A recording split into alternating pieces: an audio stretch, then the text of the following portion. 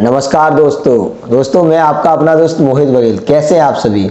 उम्मीद है कि आप बहुत अच्छे होंगे और भगवान कृष्ण का सदैव आपके साथ आशीर्वाद बना रहे जिससे कि आप अच्छे रहें। आज हम भगवद गीता के द्वितीय श्लोक से कुछ नया सीखेंगे जो हमारे जीवन में कुछ अहम कार्य करेगा।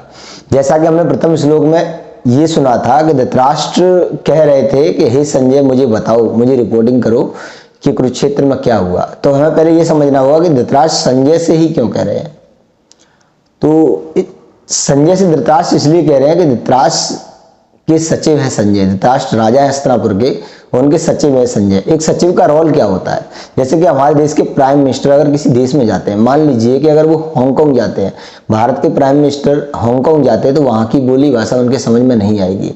तो इसीलिए यहाँ से एक कोई व्यक्ति जो हांगकांग की भाषा जानता है, वो प्राइम मिनिस्टर का विश्वास नहीं होना चाहिए। वो व्यक्ति प्राइम मिनिस्टर के साथ सचिव बनकर जाएगा। सचिव का ये रोल होता है। तो यही काम था संजय का। संजय धृतराष्ट्र के सचिव थे और विश्वसनीय सचिव थे, जो कभी जीवन में उनके साथ कभी भी गलत धोखाधड़ी या कोई उन्होंने विश्वासघात नहीं किया। और वो संजय से ही क्यों कह रहे हैं? स्पेशल बात यहाँ है कि संजय से क्यों कह रहे हैं। संजय को दिव्य दृष्टि प्राप्त थी व्यास जी के द्वारा। व्यास जी का शिष्य थे संजय, तो व्यास जी ने दिव्य दृष्टि दी थी संजय को, जिससे कि वो घर बैठे हस्तिनापुर में अपने राजमहल में बैठे हुए और कुरुक्षेत्र में देख सकते हैं। कुरुक्षेत्र में पूरी दुनिया में देख सकते थे। उन्हें दिव्य दृष्टि प्राप्त थी। और मैं आपको मित्रों एक नॉलेज की बात बताऊं कि भारत में या पूरी दुनिया में सबसे पहले लाइव कमेंट्री जो आज क्रिकेट में होती है, स्पोर्ट में होती है, हॉकी में होती है, वो सबसे पहले लाइव कमेंट्री हस्तिनापुर से कुरुक्षेत्र देखने में हुई थी। कुरुक्षेत्र का 18 दिन का युद्ध देखने में हुई थी। ये बहुत कम लोगों को पता होगा, क्योंकि पहले लाइव टेलीकास्ट नहीं होता था। लाइव टेलीकास्ट तो आज की योजना है, लेकिन मैं कहूँगा कि कहीं तक साइंस के लेवल पर भी ये उन्हीं योजनाओं के द्वारा सोच समझ कर बनाई गई है कि ऐसा भी हम कर सकते हैं, जैसा कि हस्तिनापुर में हुआ था। तो चलिए समय न लगाते हुए शुरू करते हैं कि संजय के द्वारा वो क्या सुनना चाहते हैं और संजय उन्हें क्या रिपोर्ट करते हैं। तो संजय ने कहा, हे राजन, पांडु पुत्रों द्वारा सेना की व्यू रचना देखकर राजा दुर्योधन अपने गुरु के पास गया और उसने यह शब्द कहे। तो यहाँ पर हम समझते हैं कि धृतराष्ट्र ऑलरेडी डरे हुए थे। उन्हें पता था कि मैं अधर्मी हूँ, मेरे बच्चे भी अधर्मी हैं। जैसे जिस तरह मैं आंखों से अंधा नहीं, अकल से भी अंधा, उस तरह मेरे बच्चों को बस आंखें जरूर हैं, लेकिन वो अकल से अंधे, वो अध्यात्म को, धर्म को नहीं पहचान पाते। ये धृतराष्ट्र भली भांति जानते थे, इसीलिए वो जानना चाहते, उन्हें जिज्ञासा हो रही है।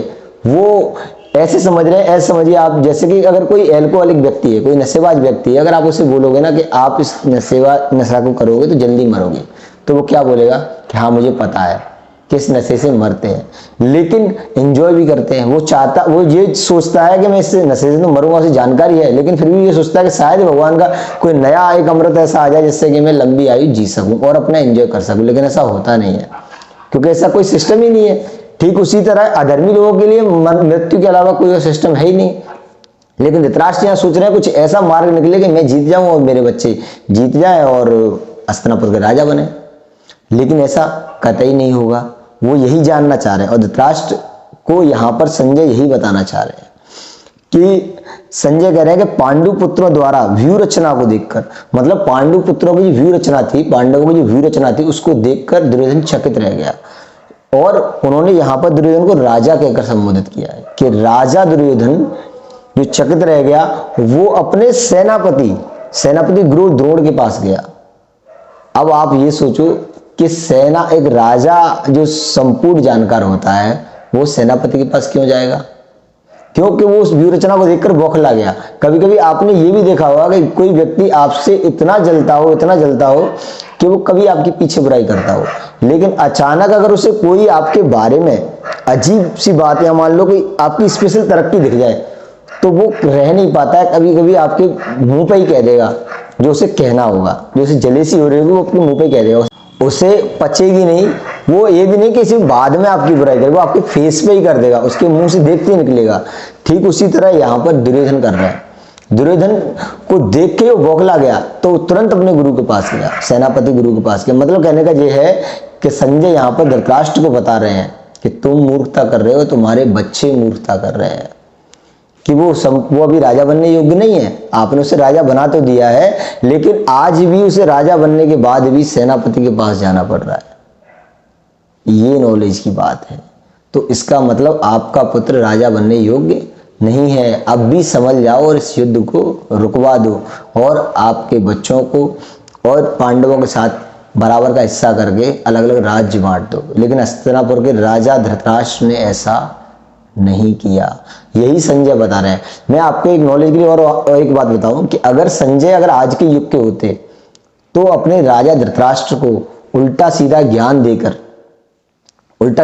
देकर ये बताते कि आपके पुत्र बहुत अच्छा कर रहे हैं, पांडव मारे जा रहे हैं, और ऐसे ऐसे करके उनसे बहुत सारा पैसा हड़प लेते और उन्हें उल्टा सीधा ज्ञान देकर और हस्तिनापुर के राजा को बर्बाद कर देते। लास्ट में उसे बच्चे भी नहीं मिलते और राज्य भी नहीं मिलता, क्योंकि राजा इतना हताश था कि संजय को कुछ भी दे सकता था अपने बच्चों की पॉजिटिव एनर्जी सुनने के लिए, पॉजिटिव बात सुनने के लिए, बच्चों की जीत सुनने के लिए।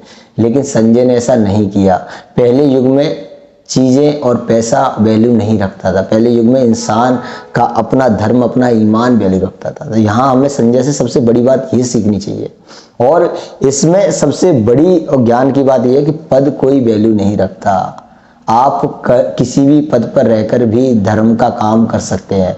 और हम समाज के लोगों को संजय जी का धन्यवाद करना चाहिए कि आज उन्हीं की वजह से भगवत गीता हमारे बीच में है। अन्यथा वो अगर उल्टा सीधा ज्ञान देते धृतराष्ट्र को तो आज वो ज्ञान पूरी सृष्टि में उल्टा सीधा ही चलता रहता।